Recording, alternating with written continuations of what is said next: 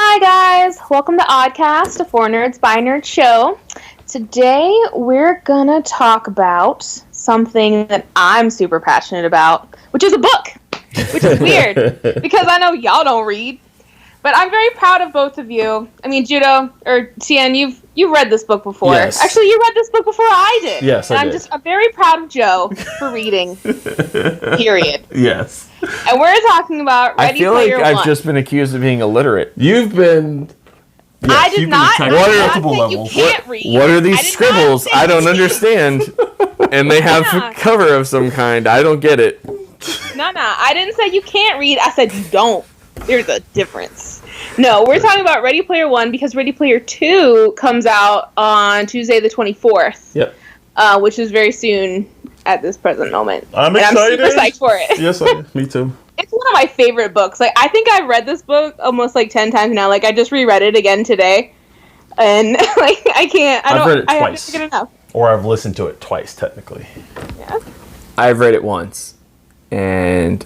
So, yeah, Joe, I need you to tell me. Because, Yes. like, I texted you earlier, and I'm like, how are you liking it? You're like, I'm not going to tell you yet. Fuck off. Tell me how you like this. So, I read it one time, and I don't think that I will reread it. Why? So, there are parts of it that I really enjoyed. Okay. And there are parts of it where I was like, this makes zero sense. Okay. For example, The Matrix, which is probably the easiest pop culture comparative to Ready Player One. Okay. I would say you have disagree, but okay. The Matrix and Upload. So there's an energy crisis on Earth, but yet everybody's logging into a virtual world with what energy? They use solar. They cover that. Yeah. They gloss over it, but it's the middle of an energy crisis. I just don't understand the world that's been built. Like, I get the virtual world that's been built, but I don't understand, like, the other world. Kind of like I don't understand, he has zero competition. No, he doesn't have zero competition. He has so much competition. There's so many other players. It's not other players, other companies. I feel like you weren't paying attention. Yeah, Gregarious Games is essentially by itself. The Oasis is the thing. Systems. It's not Gregarious Games anymore. It's Gregarious. It's Gregarious. Right. Gregarious Systems. Simulation Systems. GSS. That's it. Can you name one other company that's providing the same service? They wouldn't because why not? Because the focal point of the book is based on that one company. Right, but that's what I'm saying. That's like us talking. That's like us talking about games. But bear with me here. So, 2 pages after they discover that there's an interactive game that you can play with the movies, a whole bunch of other people suddenly make that into a game. But nobody in this world has thought, you know what? People really like the Oasis. Maybe we should make an alternative to it. It'd be like saying Nintendo already exists. We're done. We don't need another there's no PlayStation or Xbox. They don't even do it like that. They do it to the point to where they only focus on that one company because it's go ahead, Paige. It's not even about that. So they say this. Like, I feel like you missed half of it. So they say in the beginning, he created it's this brand new thing that no one had done before. It was so advanced that no one else could do it, so that it overtook everything else, and it became a global thing. Correct. So it encompassed not only video games but all of business and how people ran their lives. So Schools. Nothing else. So it became a monopoly, basically. So nothing else competed with it. So everybody just learned how to function within it. The Oasis became life, basically the everything, and it using the building blocks of it. So no, it's not like Nintendo. It's not. It is something far beyond that. Right, far beyond Nintendo. However, once everybody got used to it, somebody would have tried to form competition. Even IOI, the big bad in the project, like in the book, could have spent equal amount of resources and developed their own version of the system. But if everybody's they tried and failed. Like they nothing got off. Like everyone was so immersed in the Oasis, and it did everything else that they needed it to, that that the public did not see a need to invest in anything else, so they were all already in the Oasis. Think about it like this. Like, I'm so mad at you for just getting hooked up on this and not getting like this story evokes such all this gamer passion. Like I fucking love this story. And that's the other thing. I'm mad at you now. Well, dude, be angry because I'm really the person who upset me the most in the story. There are two characters that I cannot stand in the story: the inventor character, and Percival. Yeah, you told me the reason why you didn't like Percival. Both of those characters to me are garbage characters. And garbage character sounds bad. Percival has redeemable qualities that I like about him. However, I feel like the author did the Big Bang thing, which is, this is what I picture nerds and geeks to be like, so therefore every nerd and geek must fit that criteria. Let me roll with that.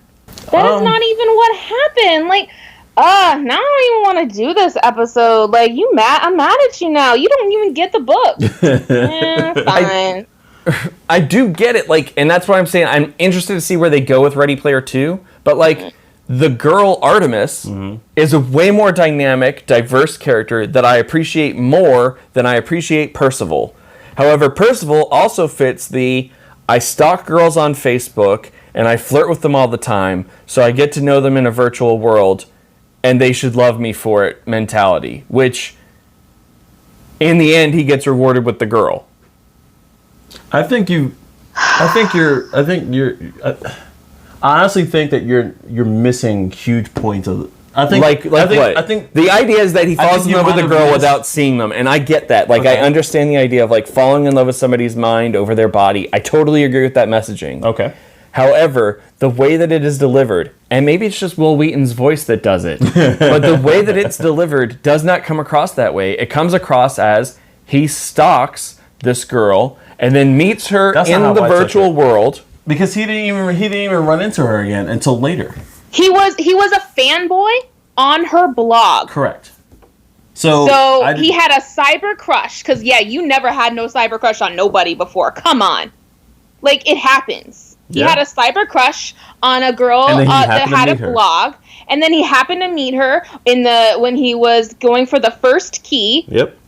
And like, I feel like you don't understand how narratives work, and that makes me sad, because I know you know, but I guess book narratives do function differently than movies or video games. But I read books, and that's what I'm saying. Like, I've read books. Last time you read a book.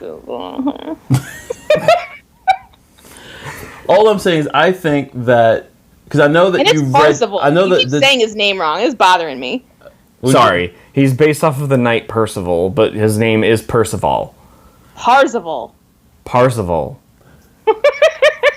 I think that because I think it's possible due to the fact that you have like a split thing as far as when you listen to it. You listen to one half and then there's a huge gap of time and then you just continue from where you left off. I think you forgot certain aspects of the story. I only made it 2 chapters deep. Yeah. And the only thing that I skipped over when I restarted the book this time was the prologue, in which the author tells you that he does not like God and is an atheist, and really defines and drives that home for this character before rolling into it. He's defining the nature of how he thinks, so that you can understand the direction he's coming from. Right. The guy believes in nothing except for what is fake.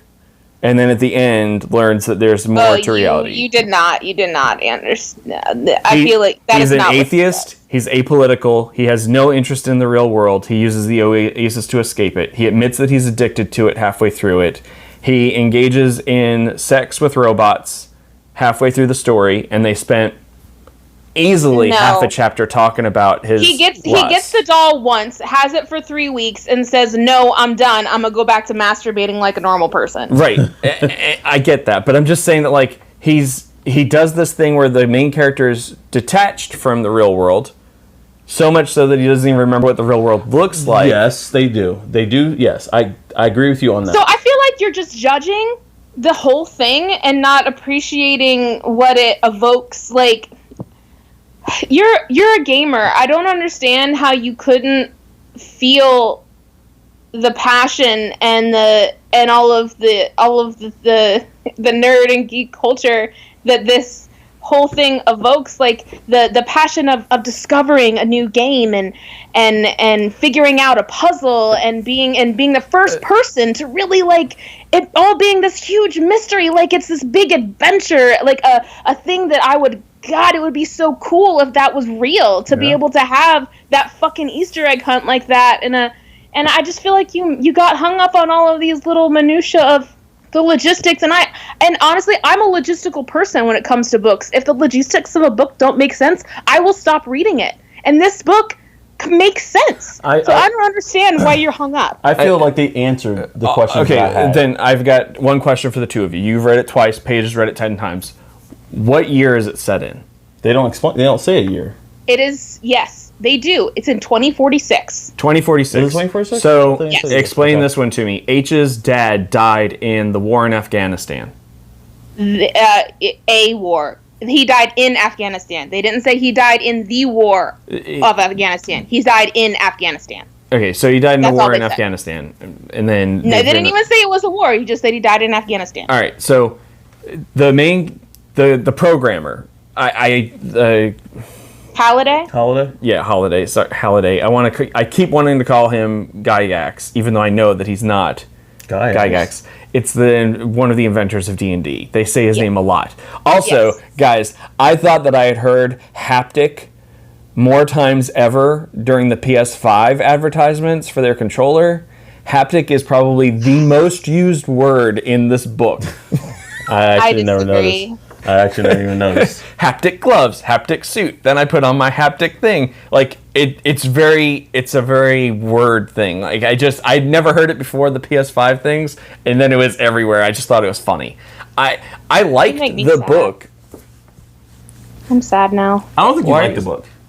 The reason why I don't think you like the book is because you have the issues that you have with it is what I feel. So, but here's the thing. So the author, right, had a clear message of delivery, which was people tend to spend their lives in these games, right? Mm-hmm. And even Augie said that. Like, he explained, like, Halliday he became he was always a recluse. He was always kind of hermited. He lived his life vicariously through things. And in his message at the end to Parzival, he clearly said that there's life that exists outside of these things, and you have to appreciate it because that's where the good things are. Right. But he didn't say don't play games. He didn't say don't be a nerd. Right. He didn't say don't do the things that you love. I feel like... Right, and I agree with you missed it. No, and I agree with you on that. However, the only way that you would be able to pass his tests is to obsessively do and study everything that he did. So essentially, he is saying, hey, you should live your life outside of the Oasis. But if you want the Oasis, you have to dedicate your life to the Oasis. Well, I mean, and to some part of it, that's true, even in the real world. If you want to be a doctor, you have to study every single day. Right. You have to go to class every single day. Right. You got to spend 4 years in medical school. Then you got to spend another 5 years. And I completely agree with everything you're saying, which is why the main character bothers me, because everything came so easily to him. No, it didn't. So. The only thing that came easily to him was video games. Video games was his area of expertise. Everything else was studying. And the book's about video games. Right. So, but it's not just video games. He hacks the server of the biggest company in, like, the biggest bad. With help. But he doesn't have help. He hacks it himself using a backwards password that he bought off the black market. How's that any different? How's it any different from mods back in the day with LimeWire and shit like that? Getting certain programs, getting certain games, certain movies. How's that any different? Have you ever hacked a government server? No, but it's not the government server. Are you trained to be it? But it's not the government server. How much time have you spent programming things versus learning how to play Joust? Again, it's not the government server.